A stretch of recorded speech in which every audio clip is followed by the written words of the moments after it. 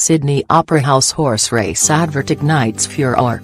A plan to advertise a horse race on the sales of the Sydney Opera House has prompted a large backlash in Australia. The World Heritage listed site will show the advert on Tuesday, after an order by the New South Wales Premier. Critics say the decision defies Sydney Opera House rules by effectively creating a billboard for the racing and gambling industries. But others, including Prime Minister Scott Morrison, have defended it as positive for the economy and tourism. Since Friday, more than 150,000 people have signed an online petition calling for the Opera House to be protected. The Sydney Opera House, inaugurated in 1973, is recognised by the UN as a masterpiece of 20th-century architecture. It was declared a UNESCO World Heritage Site in 2007. What prompted the controversy? Last week, the Sydney Opera House board rejected the advert for the Everest Cup, arguing it was an inappropriate commercialisation. "We have a policy that protects our World Heritage status," Chief Executive Louise Heron said on Radio 2 GB on Friday.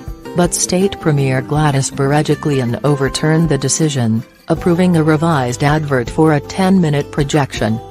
The amended design retains the word Everest and jockey numbers, elements that had been classified by the Opera House as commercial logos.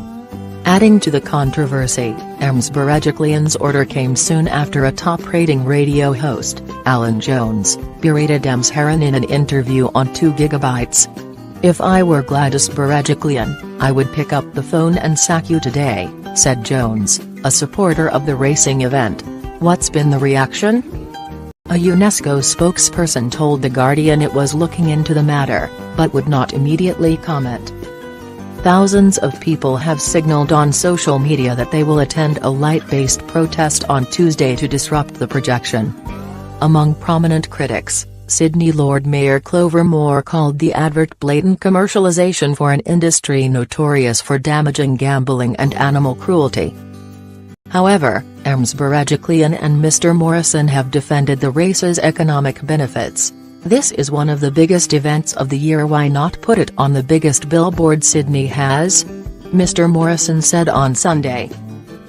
Others accused Jones of bullying Ms Heron, while the Sydney Morning Herald reported that Ms Berejiklian had handed him and the racing industry a massive public relations and promotional victory. Has the Opera House been lit up before? The building's sails are often illuminated for art and cultural events, such as for Vivid Sydney, an annual light festival. It also displayed the logo of the national rugby team in 2015, and cricket's Ashes urn after Australia's series victory earlier this year.